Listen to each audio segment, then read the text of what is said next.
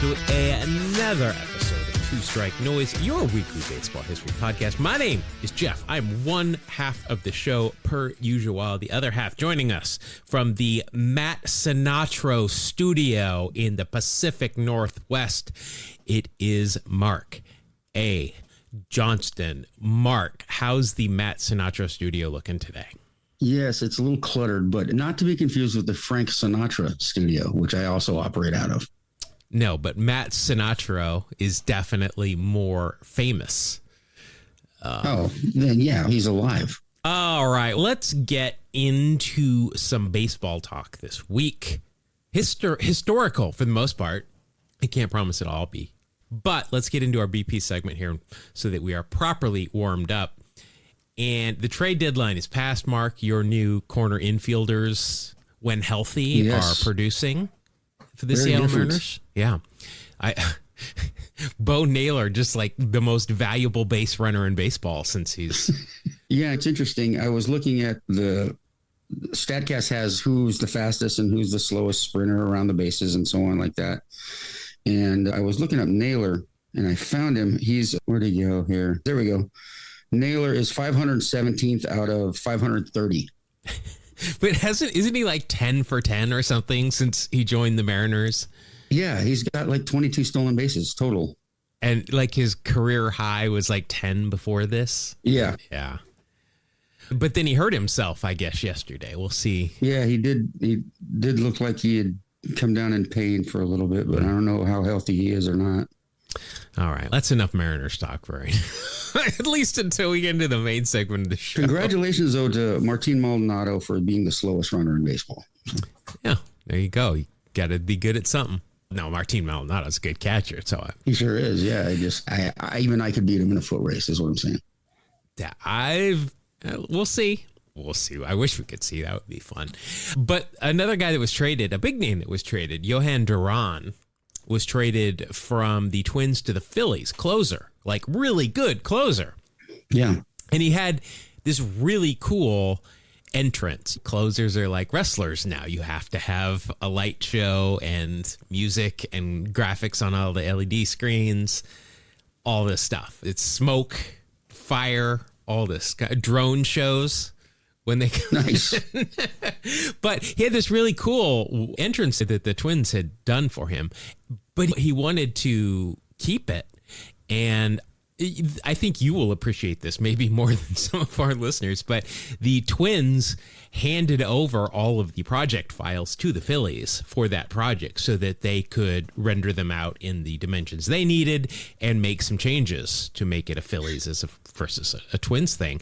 And like his first game in, they had his entrance all up and updated on all their boards in Philadelphia. I did see that.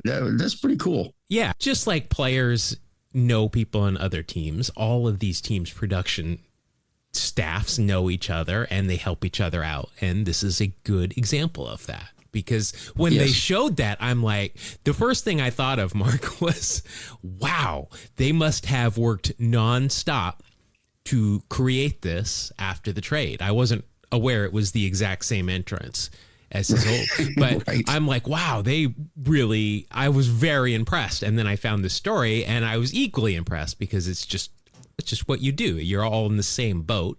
You want your team to win, but you're friends with guys on the other team. Sure. Let's see here. Here's another Mariners related item, not Super Mariners related. We're Lookout Landing all of a sudden here on this podcast. Shin-Soo Choo came up with the Mariners, didn't he? Yeah. Yes. But this is just in from our Korean Two Strike Noise Bureau. Shin-Soo Choo is stepping into a new role.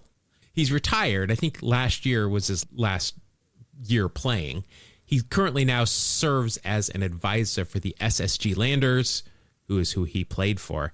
But he's got a new role as the director of a variety show called Baseball Queen, which will be airing in Korea this fall. So what it is, it's a group of former female athletes from other sports who join a women's baseball team and try to learn how to play baseball from nothing. So they learn through practices and coaching and all this stuff. And the goal is to get them in real games, which I think I know in Japan there's a female baseball league. I'm assuming in Korea there sounds like there is too. It's being promoted as, quote, a real growth story. That's sweet. Choo's involvement is central, though. The producers described him as a symbol of perseverance and success in South Korea, someone who resonates with the show's goal of raising awareness and interest in women's baseball in South Korea. Blah, blah, blah, blah. Behind the scenes, this is being produced. Have you ever watched the show Physical 100 on Netflix? I have not. I love that show.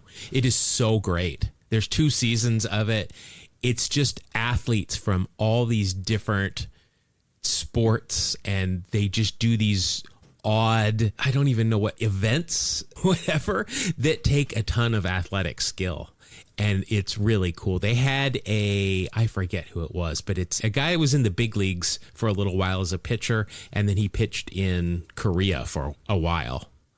And he was on the 2nd season, which was fun to watch just because I knew who it was. But I'm excited for this because it's being produced by them. I'm expecting a lot of moody lighting, slow motion, multiple replays from 800 different cameras, but they play the same sound every time because that's what Physical 100 looks like. But still, I'm excited for this. And I also found out while reading this that Choo is a close friend with Dae-ho Lee, having gone to the same elementary school together.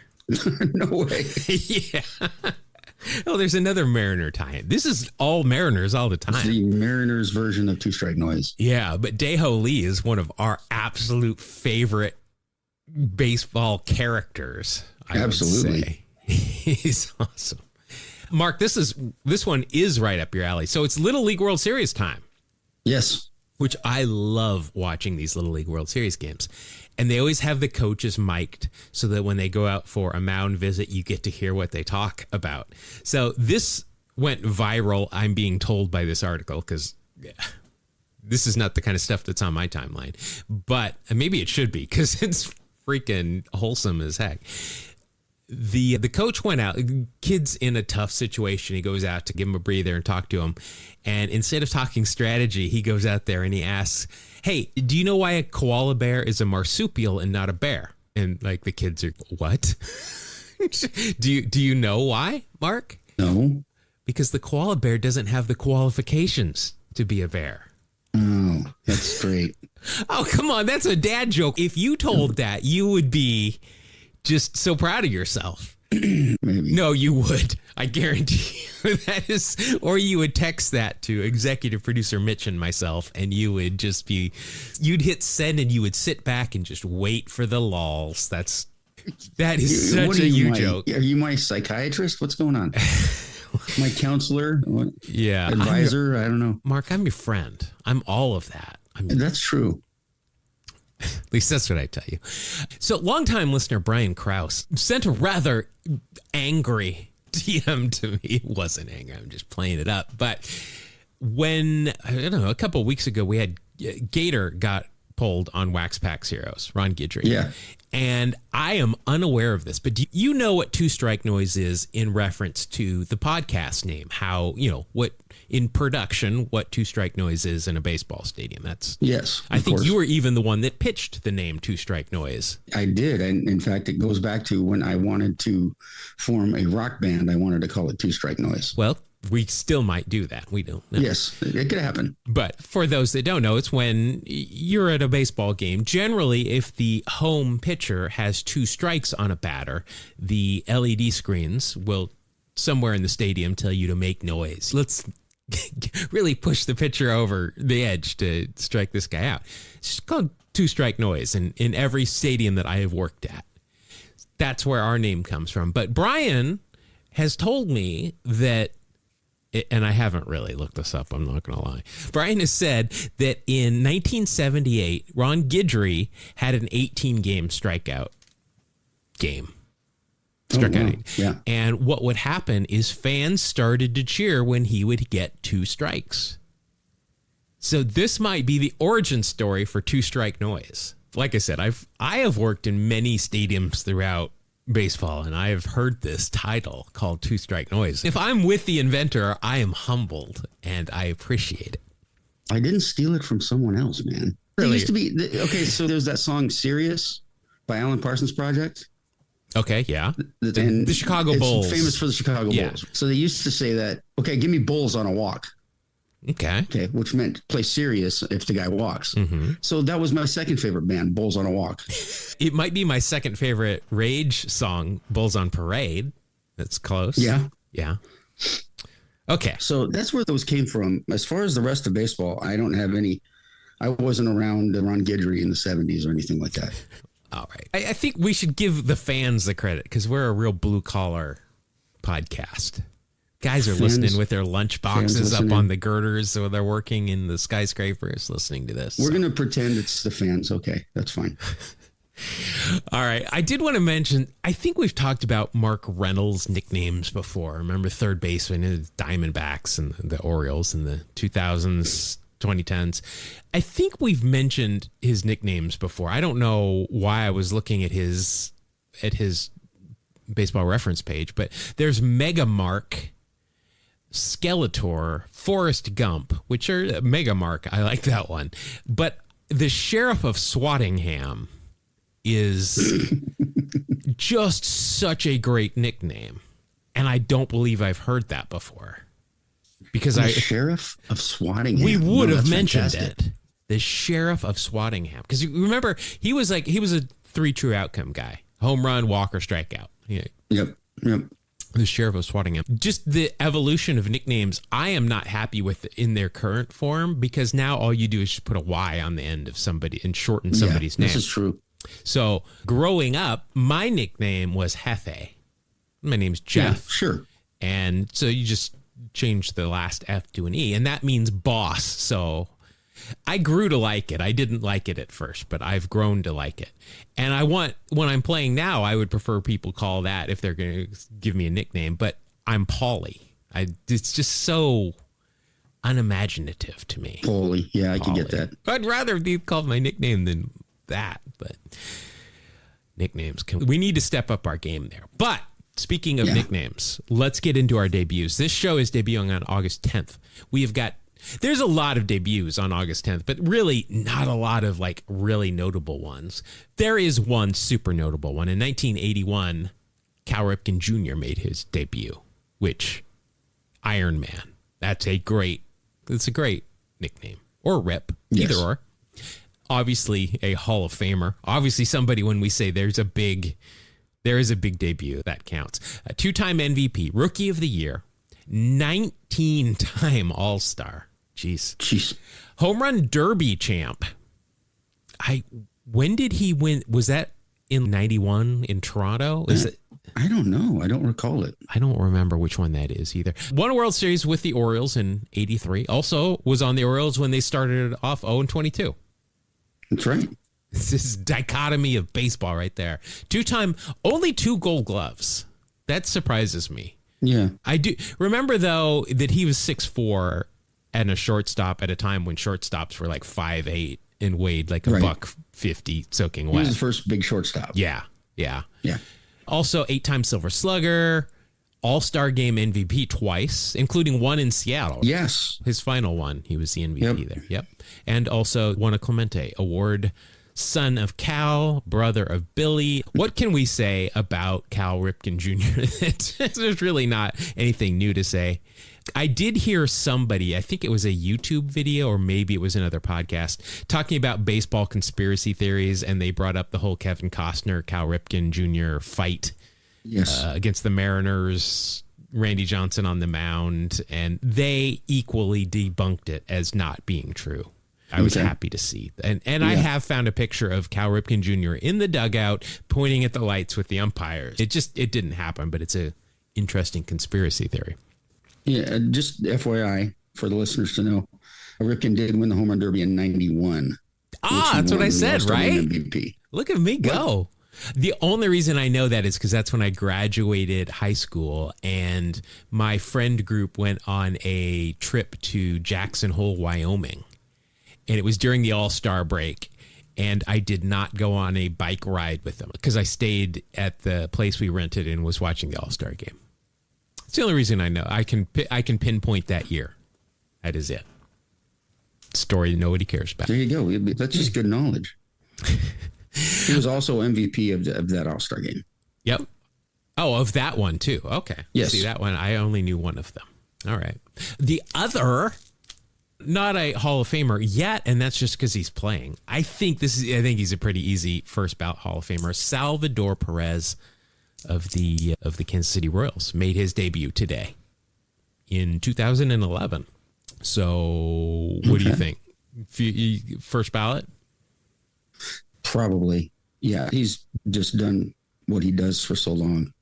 More of a defensive catcher than offensive, which is in these days you want a little bit more offense. He's got some pop, not a lot of average.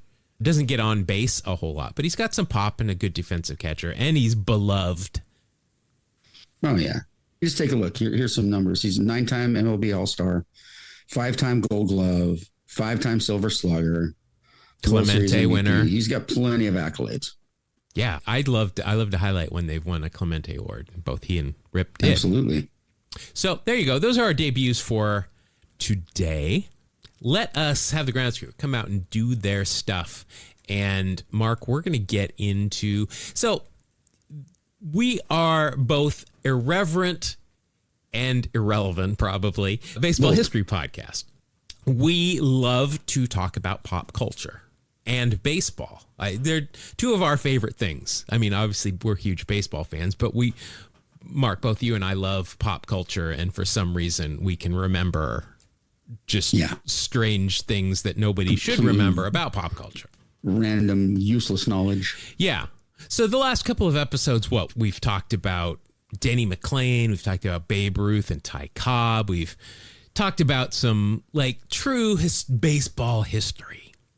So we're gonna veer a little towards the irreverent today when it comes to baseball. So this is similar to our Simpsons baseball episode with Homer at the bat kind of thing. We're gonna talk all about, and it's timely too. We're gonna talk all about The Naked Gun, the original movie, The Naked Gun, because there's a new one coming out, but this is not an ad for it. Could be if someone wanted to give us money. May as well be. Yeah. I'd prefer we be paid if that was the case, but we're not. Come on, guys. At least give us some free freaking tickets. Come on. Yeah. So we talk a lot about The Simpsons, Seinfeld, Sabrina the Teenage Witch. Those are our 3 core tenets of this show. Baseball, cross pop culture, yes. Yeah, baseball and Hollywood. But throw in a little bit of 1994 Saturday Night Live episode with Helen Hunt.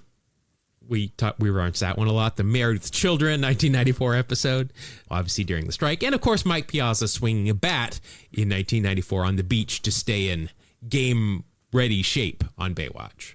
All of that. A lot of that was 1994.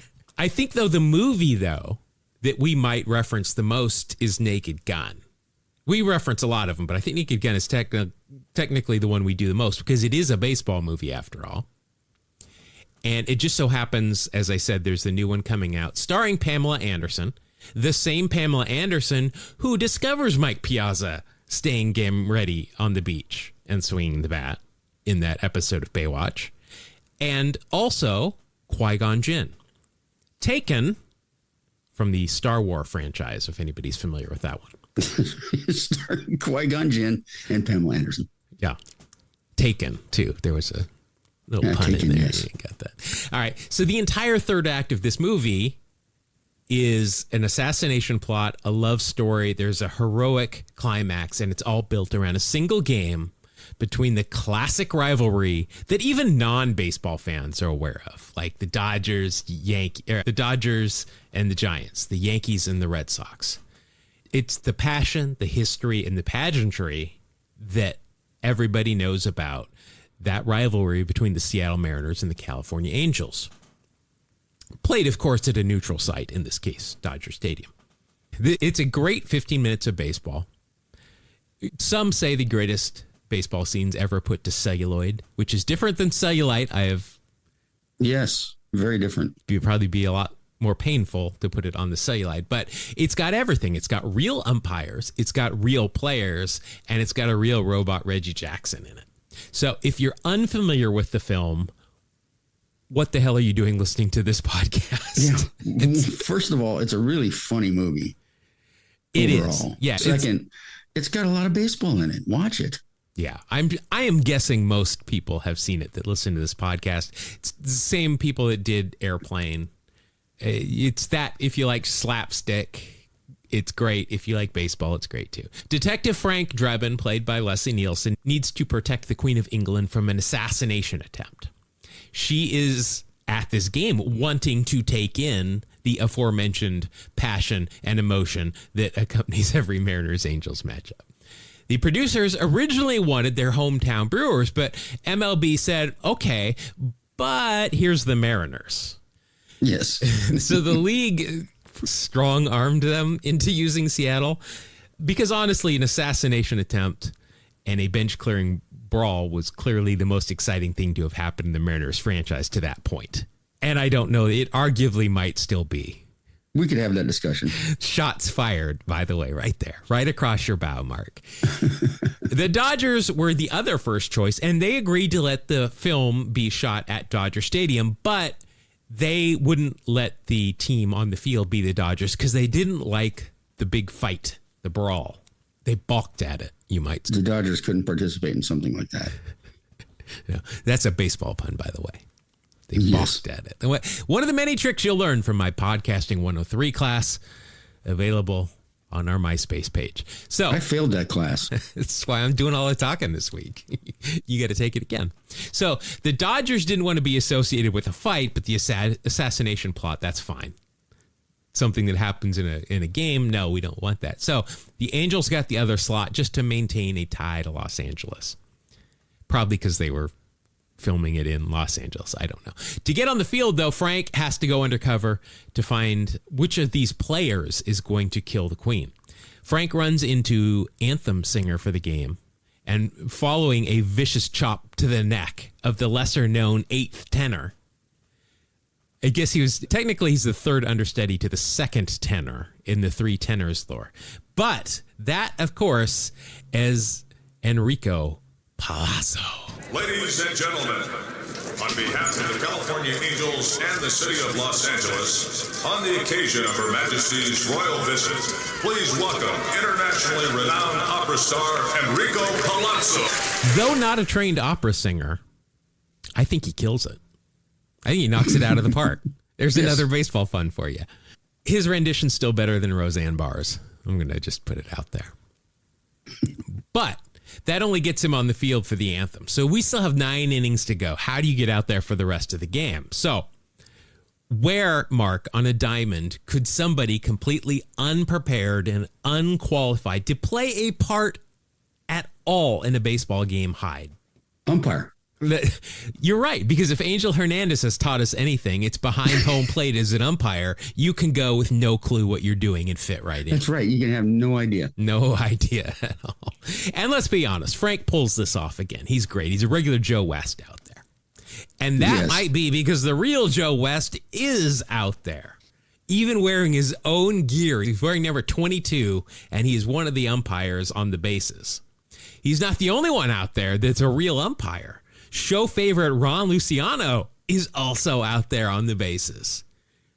I've got to wonder who the crew chief is in this situation and how they didn't realize that the guy behind home plate is not in their crew. I don't know. It's Hollywood magic. They just didn't notice. Willing suspension of disbelief is what it is. Next, let's talk about announcers. They have an A-team of announcers for this game. And a good afternoon to everyone. We're coming to you live from the Big A, where the California Angels meet the Seattle Mariners in a showdown for the division lead in this exciting American League West race. Hello, everybody. I'm Kurt Gowdy, along with Jim Palmer, Tim McCarver, Dick Vitale, Mel Allen, Dick Enberg, and Dr. Joyce Brothers. Dr. Joyce Brothers just cracks me up. I said an A-team. I should have said A-team and Tim McCarver. Ouch. I was watching a YouTube video on a channel called Close Call Sports, where they have an umpire actually look at different things, including movies and stuff. And after that line, he said this. He said, "No, Hawk Harrelson, this should be okay." Kindred spirit on Close Call Sports. I love it. I believe I've told the story about Jim Palmer telling me how he ended up there. Yeah, you have, and I actually had written it down here. Okay. But you can tell it again here in a minute. Let's get to that first. Vin Scully was supposed to be there, but the Dodgers again said, nothing, you can shoot on our field, cover up our logos. We don't want anything else to do with this movie. Bob Costas was also supposed to be there, but he had a scheduling conflict that kept him there. But here is where I have the note about Jim Palmer's describing that shoot, if you want to go over it. I had saw him in the hallway and I said, "Hey, Jim, I was watching Naked Gun last night," and he just started laughing and he goes, "I got a call from my agent and he said, hey, they want to fly you to LA, shoot this scene in one day. They're going to pay you $5,000 and a first class ticket back and forth." And he said, "I jumped at the chance. I didn't even know what I was doing." So he decided he was going to go ahead and take the money, take the free trip, and ended up being in a pretty thought of movie. Yeah, it didn't seem like a lot of work though either. I would have done it for sure. Oh yeah. No, he said it was a blast. So that's cool. He didn't say a whole lot in the movie. No, I was just thinking, Kurt Gowdy does most of the talking. I was wondering if they maybe had a bunch of stuff, like just threw lines at him and then just most of it ended up on the cutting floor. But right, that was not at Dodger Stadium. They just shot that on a sound stage. They never saw anybody else involved in the movie. So yeah, I love, by the way, how it's the California Angels, because that's good old school stuff. And it's the Angels and Mariners for the first place spot. And I was like, man, that's Spielberg. He's something else, let me tell you. Yeah, I do have a list of 80s baseball aesthetics that I want to go over that I have noted while watching this again in preparation for this. Now, we should mention that while the announcers are being shown and Kurt Gowdy says they're at the Big A, we actually see a sweeping shot of what is clearly Wrigley Field, complete with fans wearing Cub hats in the stands. I was wondering, I looked up, it could be, because this is after Ferris Bueller's Day Off, I was wondering if this was B-roll left over from Ferris Bueller's Day Off. And they used that as this establishing shot. Who knows? Establishing shot. I don't know. Regardless, the game action takes place in, as we've covered, a Dodger stadium that is removed every Dodgers logo possible. Now, let's talk players. Reggie Jackson, of course, obviously the big name. It actually, in the credits, he's just called Angels right fielder. Not himself, just Angels right fielder. He plays a robotic version of himself, at least part of the time, and is the centerpiece of the assassination plot. He's hypnotized by Ricardo Montalban's rich... What kind of leather did he have? Rich Corinthian leather? That's it. Yes, Corinthian leather. Rich Corinthian leather. That's a tongue twister for me. To kill the Queen Elizabeth at that point. When he is triggered to carry out the assassination, he turns into a robot with this just ridiculously stereotypical robot walk that Reggie came up with on his own. Very clever boy.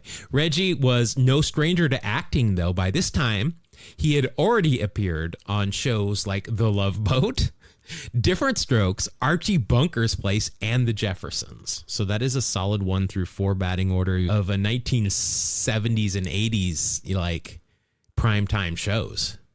In this movie, many of the on-field extras were also real minor leaguers, including players from the San Bernardino Spirit, which was a Mariners affiliate at that point. The other player of note here really is Jay Johnstone. Yes. None of the other credited players ever made it to the big leagues. But speaking of Johnstone, leading off the game for the Mariners is longtime non-Mariner and actual former show topic Jay Johnstone. Right there. But he's batting right-handed. He's batting. Yeah. He's batting right-handed. He's a left-handed batter. And he's wearing a helmet with no logo on it. They're wearing my favorite Seattle Mariners jerseys. Those are my favorite ones, but no logo on the helmet, just a blue helmet. But he is wearing real stirrups. So he's got that going for it. Well, that's good. It is a non-stop slapstick and visual gag kind of thing. All clearly thought of by people that actually really liked baseball and got it. It wasn't just spitting tobacco and adjusting cups, although there is a scene of them doing that. There's a lot of that, going on. My favorite, though, is when they show the players' wives, and they're doing it as well. They're all spitting tobacco out. Yeah, that cracks me up. The rules of the game are pretty fast and loose. There's a pop fly to the catcher, and Frank, trying to stall the game, throws up a handful of balls to make him miss. It lands foul, but he calls it fair, and the runners all advance on what should have been a foul ball. But then he gets involved in a rundown, allowing the runners to return to their bases. And then he has to throw out both Joe West and Ron Luciano for arguing with him. That's right. This is one of my favorite parts. I love the stadium operations things that they include in this movie. So first of all, the best part, man. Yeah, there's two things that really stood out to me as being great. First, they show a highlight video before the game where I guarantee you everybody has seen this exact same highlight video of just plays from the 70s and 80s of players running into each other, dropping easy fly balls, stuff like that. But they add some extra gags just interspersed in between these real highlights. First of all, they've got a guy, I think, trying to steal second. I don't know. He's not wearing a batting helmet, so kind of half-heartedly slides in. Yeah, and there's a reason why he was half-heartedly sliding in, because there was a freaking tiger running to maul him. Trying to steal second, and he's attacked by a tiger. Which we've all, not a Detroit tiger either. We're talking a big cat. No, and it wasn't CGI either. It was like real. No, that wasn't. That was a practical effect. He got clocked in the face with the paw, too. I saw it. But I would think you would want to wear a batting helmet if you were going to be attacked by a tiger, too. Yeah, I don't think I'd take that role. Another is, I think it's the shortstop is trying to field the ball, and then a car just drives and runs him over. And then, this is my favorite one. A Mariners outfielder goes back and tries to jump up against the wall and rob a home run, and his head just falls off when he hits the wall. And I love this because it's a tribute to Jerry Coleman's most probably infamous call. That's right. Which does not exist on the internet anywhere. I have been unable to find any audio of this actually being said. Really, that's a classic moment. I know, and so I figured I could find it, but 2 hours later, unable to find audio of it. So if anybody has any idea where I could find that, please let me know. I would appreciate that so much because I would use it all the time on this show. But the one we're talking about is where he says, quote, Winfield goes back to the wall. He hits his head on the wall and it rolls off. It's rolling all the way to second base. This is a terrible thing for the Padres. End quote. Poor Winfield's head. You can hang a star on that one. Oh, doctor. Oh, boy. I love Jerry Coleman. And by the way, I have a Jerry Coleman in the chamber ready to go. It's going to be a two-parter because we're going to do Jerry Coleman, the player, and Marine, and then Jerry Coleman, the announcer, because he's just that fantastic. But yeah, I wanted to get this one in there. But if anybody's got the audio for that, I need it for that show, but also I just love to have it. And then this one, Mark, hits close to home. As I've mentioned, Frank trying to stall the game so that they don't get to the seventh inning stretch because that's when this assassination attempt is going to happen. So to keep the inning from ending, he's doing all this stuff. But then after that rundown where he tosses Ron Luciano and Joe West, this is maybe my favorite audio. Even the guy running the scoreboard up there says he was out, and he's way up there in the mezzanine. It's the third out. Everyone knows that whoever's running the ball strikes and outs on the scoreboard is the most powerful and the final voice when it comes to. I always loved that part too. Even the guy running the scoreboard says he's out. That's what matters. Oh, I had forgotten about that until I was rewatching it, and then I had to watch it 8 times. I'm like, that is great. A lot of baseball 80s aesthetics in this movie for a movie involving baseball in the 80s, shockingly enough. Pony shoes, a lot of those. That's great. Real stirrups, love it. Umpires with balloon protectors behind home plate. It's great. A little movie trivia here. At one point, near the end, Frank has still got the balloon protector with him. I think Ricardo Montalban shoots him, and he uses the balloon protector to stop the bullet, and it deflates. Yes. But they cut that out. They cut that scene out. Yes. So at one point, it goes from a normal balloon protector to then looking like some shriveled up thing that he's holding. Yeah. Also, there were American League umps, not Major League umps. They had the AL on their helmet, Sansa pants and pullover jerseys, catchers just wearing their hat under their catcher's masks. Some good throwback stuff there that I enjoyed. In a case of fiction turning to fact, Reggie did actually meet the Queen just a couple years later. In 1991, the real Queen Elizabeth took in an Orioles and A's, also a heated rivalry. I can see why she chose that one, game in Baltimore. And Reggie was in uniform as a coach for the A's and shook her hand while going down. Were they nervous about that? I think they probably frisked him beforehand. Leslie Nielsen was there to frisk him to make sure he didn't have a firearm.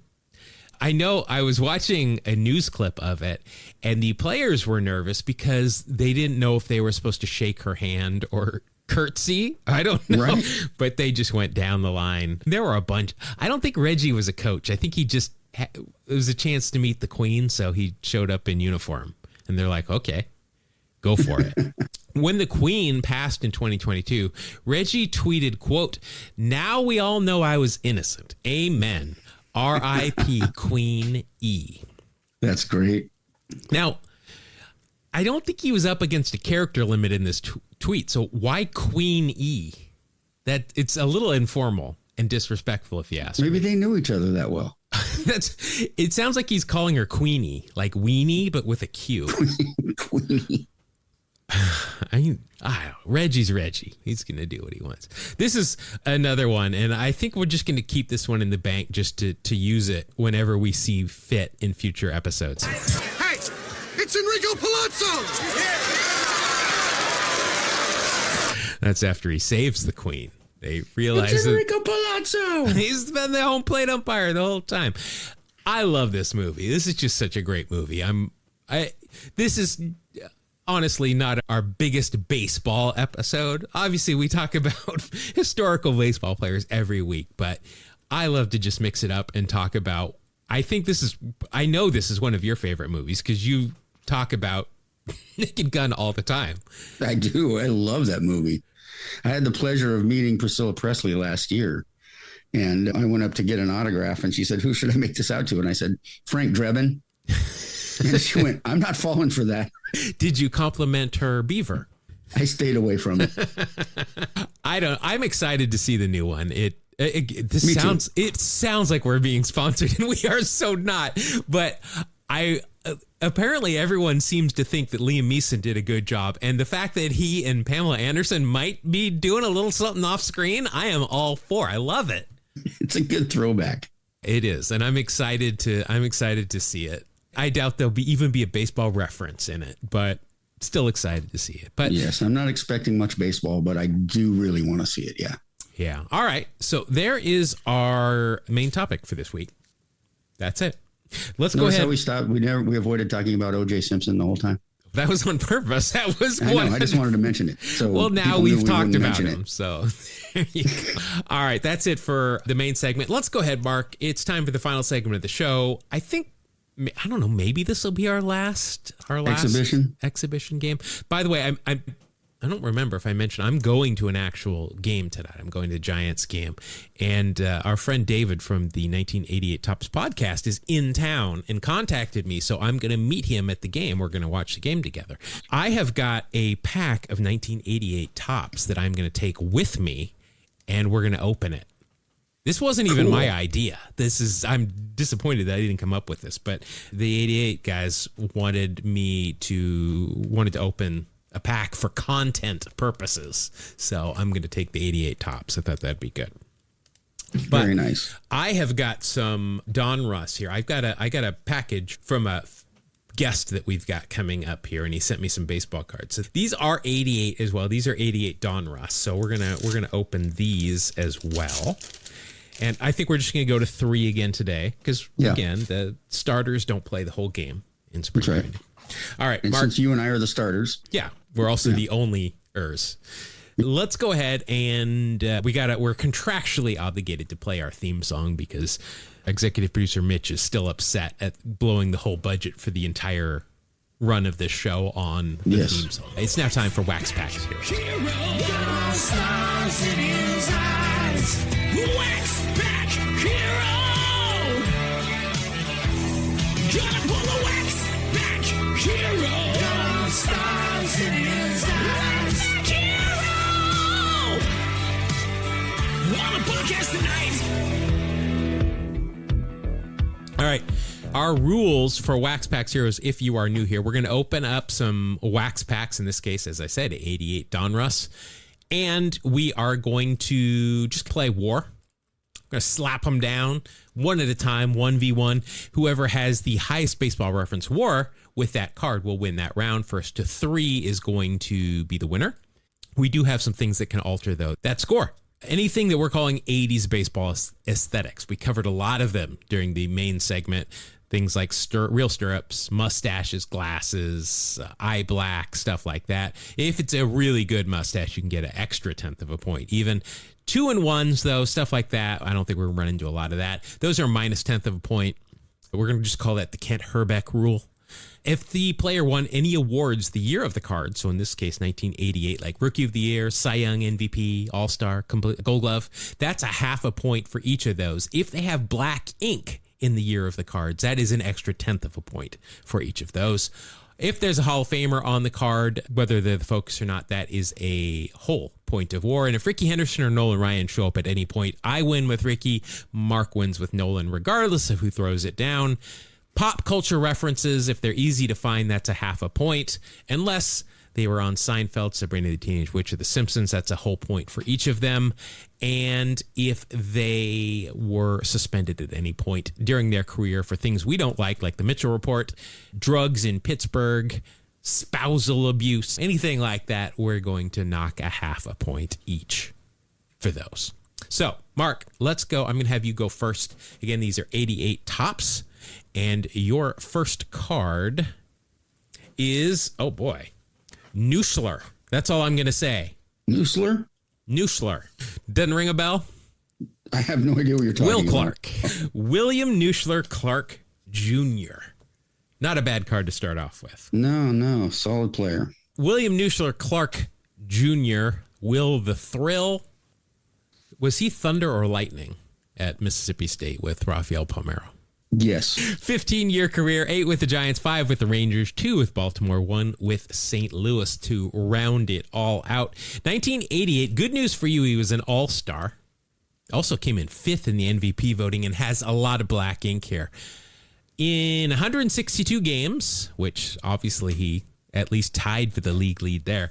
Hit 282, 386 on base, 508 slugging. He had 29 home runs, 109 RBI, and 100 walks to lead the league in base on balls for an OPS plus of 160 and a 6.7 WAR. There you go, Thrill. Yeah. Nice. So on this card, you're going to get an extra 1/10 for eye black, but that's it. So that'll be a 6.8.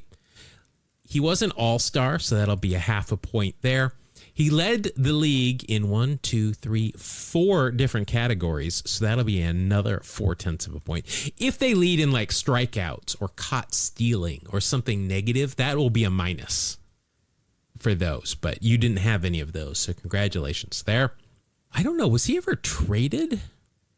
Oh, he was.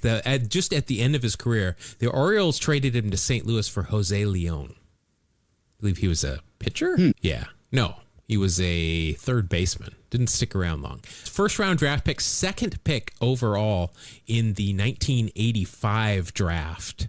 B.J. Surhoff went before him. I would take Will over B.J. Surhoff. Yeah. Just saying. Let's see here. He's been in the news recently because he supposedly went to work with Rafael Devers at first base because he's an awful first baseman, we found out. Yes. And Devers didn't show up. I don't know if that really happened or not. Yeah, I don't even. It's something interesting. He was inducted into the inaugural class of the College Baseball Hall of Fame in 2006. Nice. I wonder if Rafael Palmeiro was too. Yeah, I'm not sure. I know Clark hit like 420 with 25 home runs in 65 games. Pretty good. Yeah, that is pretty good. Let's see. Holds the record for most home runs against Nolan Ryan with 6. Wow.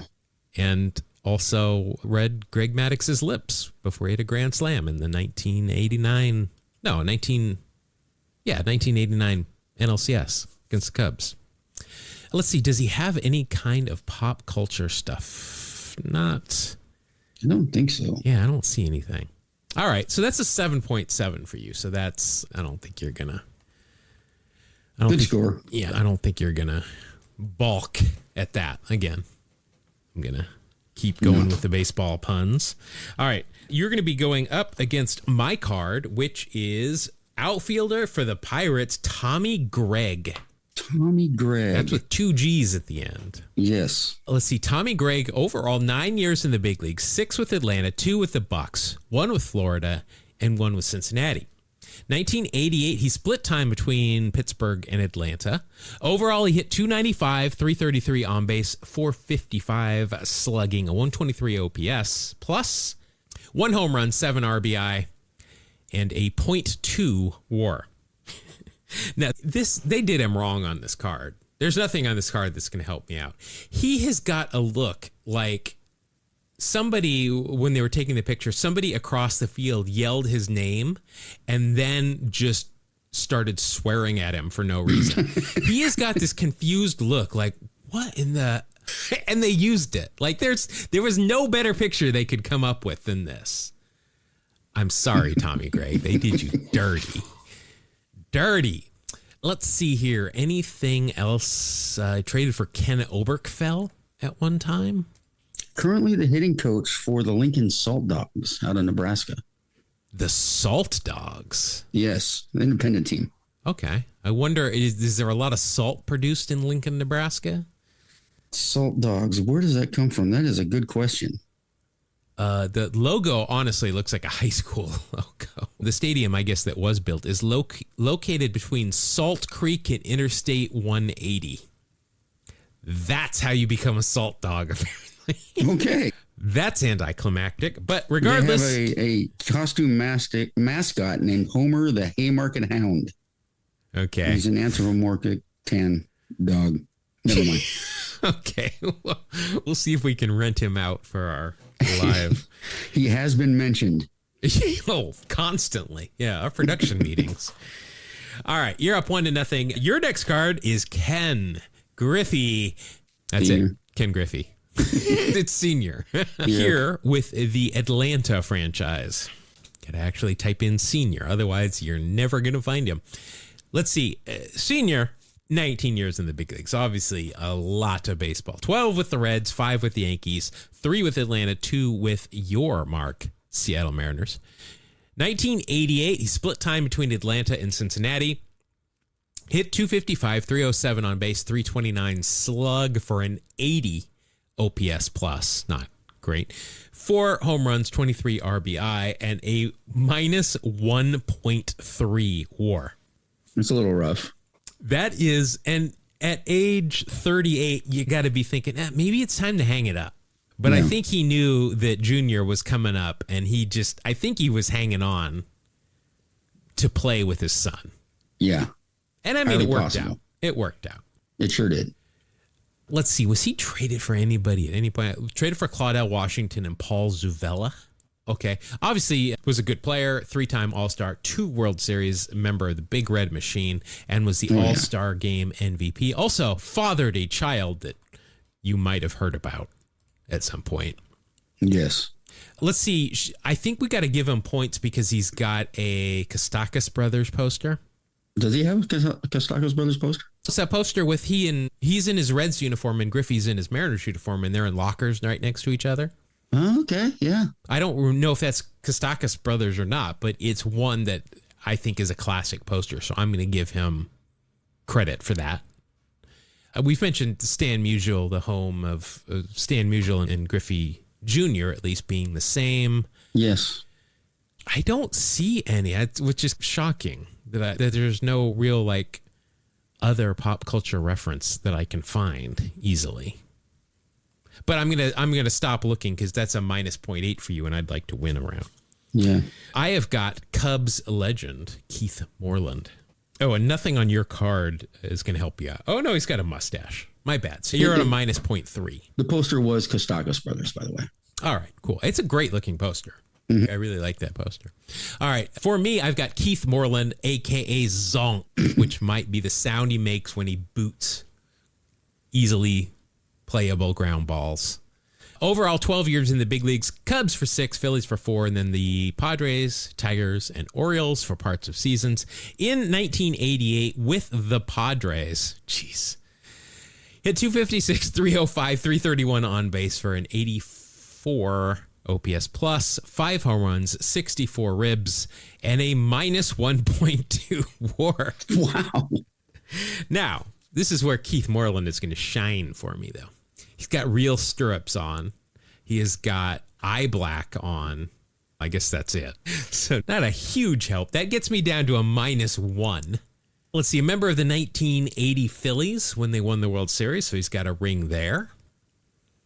Traded with Dan Larson. I thought it was Don Larson, but no. He was traded to the Phillies for the Cubs for Mike Krukow. Also traded for Rich Gossage at one point. Let's see. Has done radio. I think is he passed away or is he still around? Looks like he's still around. Has done radio, then I will say, for the Cubs for some time. Although it says in 2013 he stepped down from his position to spend more time. This is what happens when you're trying to read as you're talking. We don't look at the cards ahead of time, okay? No, you could either we don't look at them or we're just woefully unprepared. Yeah, I can't find anything else there. So I was feeling pretty confident with your minus 0.3, and I got blown out there with Keith Moreland. All right. It was rough, man. Jeez. Oh my gosh, you got a Hall of Famer here. Oh man. You got the kid. Like the kid before Griffey Jr., but after Willie Mays. So Gary Carter. There you go. Gary Carter here with the Mets. You're going to get Hall of Fame points. You're also going to he's got the old helmet with no ear flaps on. So that's nice. More points for you. Hall of Famer, of course, 11-time All-Star, 1986 World Series. Maybe you've heard about that one. 3-time Gold Glove winner, 5-time Silver Slugger, twice an All-Star Game MVP, and a Clemente winner. We've had a lot of those tonight. I like it. Kid, lights, teeth, camera Carter. Pretty much all of them in reference to if there's a camera around, he will find himself in front of it. 1988, his final All-Star year. My God, you're going to have 8,000 points with this card. Let's see, All-Star year, 242 average, 301 on base, 358 slug for a 93 OPS plus, 11 home runs, 46 RBI, but only a .1 WAR. But you are going to get the Hall of Fame bonus, so that's a whole point. You got the 80s baseball aesthetic with the no ear flaps there. So I may have a pop culture reference here. I would think we would. He was Here you go. The 11th edition of Merriam-Webster's Collegiate Dictionary, published in 2012, credits Carter, who rarely used profanity, with the first recorded use of the term F-bomb. Wow. I will 1,000% give you a pop culture reference for that. You know, Gary Carter, ladies and gentlemen. That's something that's just been around a clubhouse. I mean, it's probably been elsewhere, but around a clubhouse. And he said it, and the right person heard him say it and credited him for it. Yep. Traded by the Expos to the Mets for Huey Brooks, Mike Fitzgerald, Herm Winningham, Reds hot participant Herm Winningham, and Floyd Yeomans, who is not referenced in The Simpsons. It's Esteban Yan, and I get them mixed up for some reason. Is there any other references? He was on the baseball bunch. I remember that. Oh, sure. Yeah. He's got that at the very least. He's got plenty. You're not going to need it. We don't need to worry about it because my card is Mariners shortstop Ray Quinones. I don't think I've scored a run in any of these exhibition games we've been running. That's all right, man. It's the real season that matters. Yeah, I'm playing everybody. I'm seeing what's available in my farm system here. My starters, I haven't even seen it. AB. They're just out there. Ray Quinones, 4 years in the big leagues, all of it with the Mariners. He was, I guess, parts of seasons with Pittsburgh and Boston. But 1988, you got a full season of him with the Mariners. Actually, wasn't that bad. 248, 284 on base, 393 slug for an 85 OPS plus, 12 home runs, 52 RBI. He had a better year with the bat than Carter. And a 1.7 WAR. Still not even close. He has got maybe, possibly a 0.2 of a point mustache. It doesn't matter. Doesn't matter at all. He has the S on his helmet that should have been on the helmet in Naked Gun. Yes. Definitely right. there, though.